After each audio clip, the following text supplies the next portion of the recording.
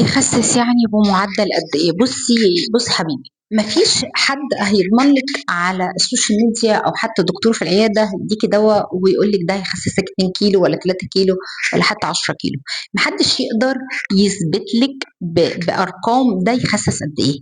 الفكرة كلّها إن عملية الميتابوليزم عملية معقدة جدًا، أنا كوّنت دهون في عدد سنين هذه عددها، يعني رقم. فإن أنا أخسِّس الدهون أو أنزِّل من دهون جسمي أو من وزني وأحوِّل الخلايا الدهنية اللي في جسمي تدّيني energy وتدّيني طاقة وتحصل لها انكماش وضمور، دي عملية معقدة جدًا، ممكن تقعدي شهر عشان تخسّي كيلو دهون، ممكن تقعدي شهرين عشان تخسّي رقم وتحسّي بفرق في شيبِك، فالفكرة كلّها إن أنا ما أقدرش نضمن لإن الموضوع مرتبط كمان حالتِك النفسية، حالتِك الصحية، هل أنتِ عندِك أي مشاكل صحية تخلّيني حرقي عندي ضعيف؟ هل أنا عندي خمول غدة درقية، نقص فيتامين د، مقاومة أنسولين،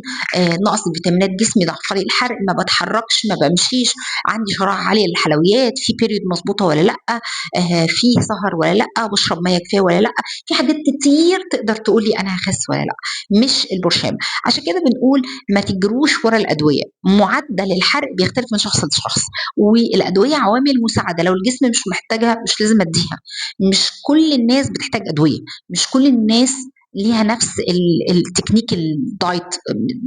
اللي نفع مع فلانة هينفع مع فلانة، دوا يخسس واحدة 10 كيلو ودوا ما يخسسش خالص. فالفكرة كلها إن أنتِ محتاجة تغيّري طريقة تفكيرِك واعتمادِك على الدوا يبقى